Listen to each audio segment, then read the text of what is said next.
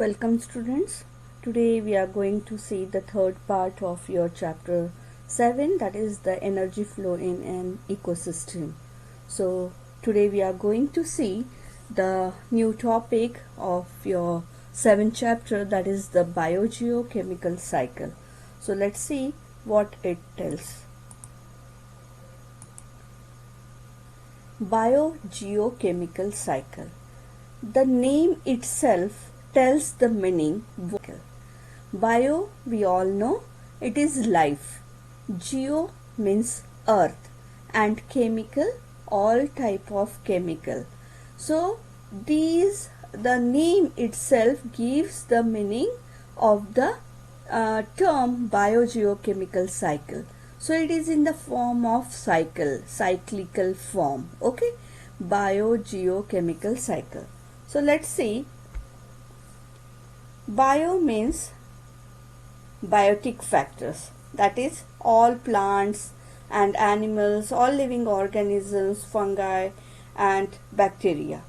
Then comes geo, that is earth. So earth, air, water, soil, these are the abiotic factors.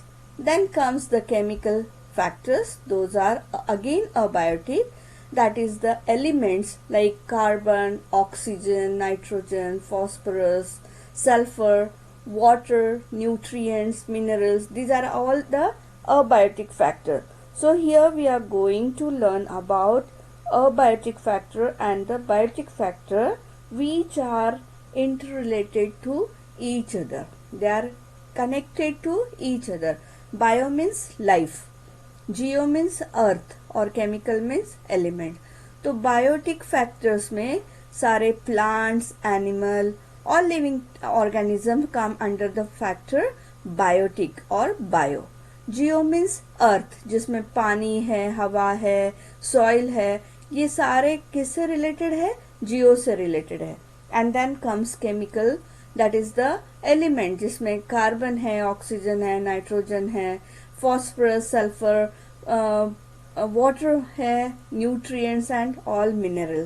So again if we see in this picture, you will see, अभी आप ये picture में क्या दिख रहा है आपको कि you can see the sun, which is a natural source of energy, which is a constant source.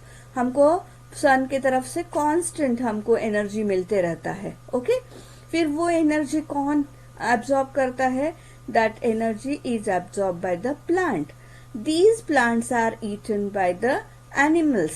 और ये एनिमल्स की जब डेथ होती है तो वो डिकम्पोज होते हैं और वो सॉइल में मिक्स हो जाते हैं और फिर अगेन उसमें से प्लांट ग्रो होता है, अगेन उसका साइकिल चलते रहता है. ओके, सो यहाँ पे जो एनर्जी हमको सन के तरफ से मिल रहा है वो साइक्लिकल फॉर्म में नहीं है. वो एनर्जी फ्लो, ये वन वे एनर्जी है, वन वे फ्लो होता है एनर्जी का, जिसमें कि we know that sun is the natural source of energy और सन कंटिन्यूस एनर्जी को अर्थ पे भेजते रहता है.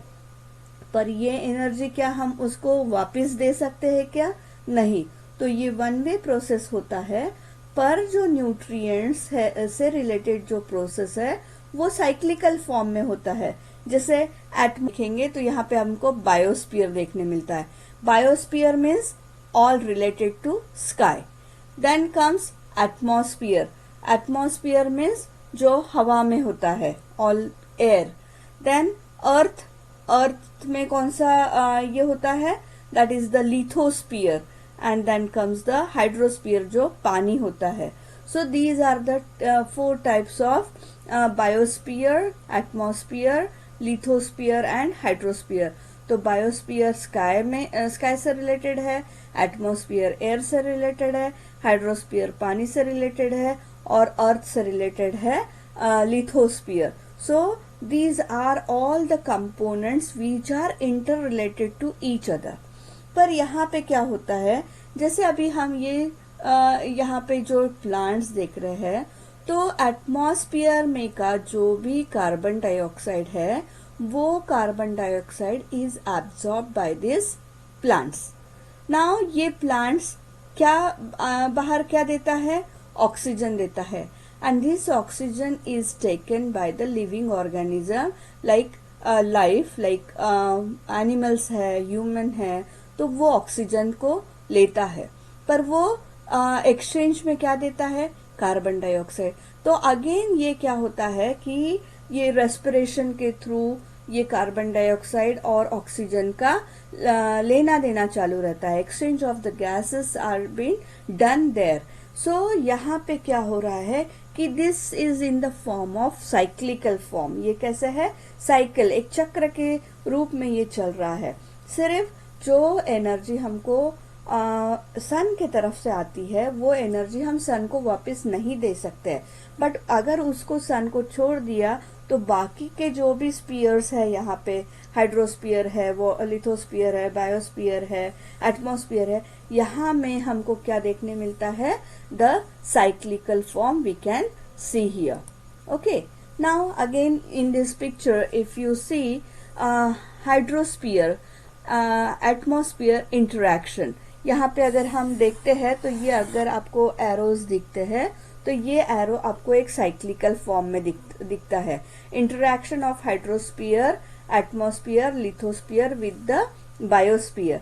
तो ये जो हाइड्रोस्फीयर है, एटमॉस्फेयर है और लिथोस्फीयर है, these are the abiotic factors, okay, but they are related with the biosphere. Biosphere में क्या होता है, जो biogeochemical cycle, though the energy flow in an ecosystem is one way, the flow of nutrient is cyclical। तो energy flow जो है वो one direction में है, एक वे में है, बट यहाँ पे जो न्यूट्रिएंट्स में जो ये है फ्लो है, energy flow, that is in the cyclical form. All organisms need nutrients for their growth. अभी जितने ऑर्गेनिजम्स है ये तो हमारी बेसिक नीड होती है, because air, food, water, shelter, these are the basic need of all the living organism. So similarly nutrients is very much needed for all the organism. जो भी ऑर्गेनिज्म है, लिविंग ऑर्गेनिज्म, चाहे वो animal हो या micro organisms हो या plants हो, all sort of living organism they need nutrient. अगर उनको न्यूट्रिएंट्स नहीं मिलेगा तो उनकी ग्रोथ नहीं होगी। Study the various component in the figure given alongside and explain the biogeochemical cycle in your own words. अभी हमको लेफ्ट हैंड में जो एक पिक्चर दिख रहा है, एक फिगर दिया है, उस फिगर को आपको अच्छे से देखना है, उसको स्टडी करना है और उसमें क्या क्या दिया है related to biogeochemical cycle that you have to write in your own words। आपको अपने खुद के वर्ड्स में उसको लिखना है। आप अगर यहाँ पे देख रहे हैं लेफ्ट साइड में तो आपको दिखेगा कि हाइड्रोस्फीयर एंड एटमॉस्फेयर इंटरैक्शन, कैसे एटमॉस्फेयर और हाइड्रोस्फीयर का इंटरैक्शन हो रहा है। तो hydro means water, atmosphere means air, air से रिलेटेड, तो एयर और वाटर का क्या इंटरैक्शन है। Then atmosphere means again air and environment, environment में अलग अलग घटक होते हैं, उनका क्या इंटरैक्शन है। Then in your own words, so the cyclical flow of nutrients within an ecosystem is called the biogeochemical cycle. तो ये जो साइक्लिकल फ्लो है न्यूट्रिएंट्स के बीच में, उसको क्या बोला जाता है, biogeochemical cycle. Again I repeat, the cyclical flow of nutrients within an ecosystem. Ecosystem में प्रेजेंट जो न्यूट्रिएंट्स है उसमें जो साइक्लिकल फॉर्म है, उसमें जो साइक्लिकल फ्लो है, उसको क्या बोला जाता है, biogeochemical cycle। Types of biogeochemical cycles. The first one is gaseous cycle and the second one is sedimentary cycle. So let's see what is gaseous cycle. An accumulation of the main biotic gaseous nutrient materials is found in the earth atmosphere, includes nitrogen, oxygen, carbon dioxide, water vapors, etc. So जो भी हम यहाँ पे दो type के हमको geochemical cycle देखने मिल रहा है। एक है गैशियस साइकिल और दूसरी है सेडिमेंट्री साइकिल। तो गैशियस साइकिल मीन्स सारे प्रकार के उसमें गैसेस आ गए हैं, और सेडिमेंट्री मीन्स, सेडिमेंट्री का मीनिंग होता है जमीन या सॉइल या रॉक्स। ओके, तो this is the main difference between the gaseous cycle and the sedimentary. तो gaseous all related to the gases and sedimentary related to rock, soil, etc. earth. So gaseous cycle में क्या होता है कि जो भी abiotic components है वो हमें अर्थ के एटमॉस्फेयर से मिलते हैं। जैसे नाइट्रोजन है, ऑक्सीजन है, कार्बन डाइऑक्साइड है, वाटर वेपर्स है, these are all the abiotic components. Abiotic components है ऑल नॉन लिविंग कंपोनेंट्स है, और but they are very much essential for the biotic factor. जो भी लाइक नाइट्रोजन है, ऑक्सीजन है, कार्बन डाइऑक्साइड, वाटर वेपर्स है, ये अबायोटिक फैक्टर्स है, they are the non living component. But ये भले ही नॉन लिविंग है, बट ये लिविंग ऑर्गेनिज्म या बायोटिक फैक्टर के लिए बहुत ही इंपॉर्टेंट होते हैं या यूजफुल होते हैं। इसलिए ये एक बायोजियोकेमिकल साइकिल में ये एक बहुत बड़ा रोल प्ले करता है। Second comes the sedimentary, which is almost related with the rock, soil, earth, इससे रिलेटेड होता है। ओके, तो ये सेडिमेंट्री जो होता है, ये इसमें आयरन, कैल्शियम, फास्फोरस ऐसे अलग अलग घटक हमको देखने मिलते हैं। इसमें जो भी पाया जाता है वो हमें सॉइल से मिलता है। ओके, तो ये मेन सोर्स क्या है? ये जो आयरन है, कैल्शियम है, फास्फोरस है, इसका मेन सोर्स क्या है? इसका मेन सोर्स है सॉइल है। तो इसी से पाया जाता है और इसी के वजह से they are also essential nutrients. ये कैसे है? एसेंशियल न्यूट्रिएंट्स बोलेंगे या मिनरल्स बोलेंगे, या these are the essential elements which are very much necessary for the biotic factor. Is a speedier cycle than the sedimentation cycle. तो ये जो गैसियस साइकिल जो है वो स्पीडियर है, किससे? सेडिमेंटेशन साइकिल से। क्योंकि for example if CO2 has accumulated in an area, it is quickly dispersed with the wind or absorbed by plants. So जो भी CO2 जो है वो अगर एटमॉस्फेयर में एक्यूमुलेट हो गया तो उसको इमीडिएटली वो डिस्पर्स हो जाता है, या वो प्लांट से क्या हो जाता है? एब्जॉर्ब हो जाता है। डिस्पर्स क्यों होता है? जो हवा बहती है या due to wind, flow of wind जो है, वो विंड के वजह से वो CO2 क्या हो जाता है? फैल जाता है, या फिर प्लांट से क्या हो जाता है? वो एब्जॉर्ब हो जाता है।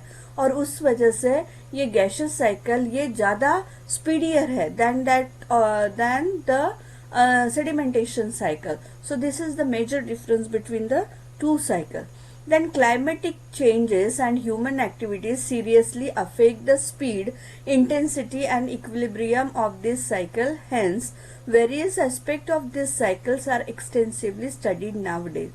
अभी जैसे क्लाइमेटिक चेंजेस हम देख रहे हैं या ह्यूमन एक्टिविटीज है, लाइक पोल्यूशन हो रहा है, तो that is due to the human activities. Then ये जो डिफॉरेस्टेशन हो रहा है, जो झाड़ों की कटवाई हो रही है, पेड़ पौधे जो कटे जा रहे हैं, वहां पे बड़ी बड़ी बिल्डिंग्स बन रही है, तो उस वजह से क्या हो रहा है कि ऑक्सीजन का जो परसेंटेज है वो एटमॉस्फेयर से कम हो रहा है, या हमारी जो ओजोन लेयर है वो ओजोन लेयर कम होते जा रही है। तो उस वजह से क्या हो रहा है कि उसके जो बैड इफेक्ट्स है वो हमको जमीन पे लिविंग ऑर्गेनिज्म में हमको देखने मिलते हैं। उसकी जो इंटेंसिटी है वो ज्यादा बढ़ रही है, या इक्विलिब्रियम जो मेंटेन होना चाहिए, बैलेंस होना चाहिए, that is not getting balance. So nowadays the experts, the professors, the scientist, they are working on it.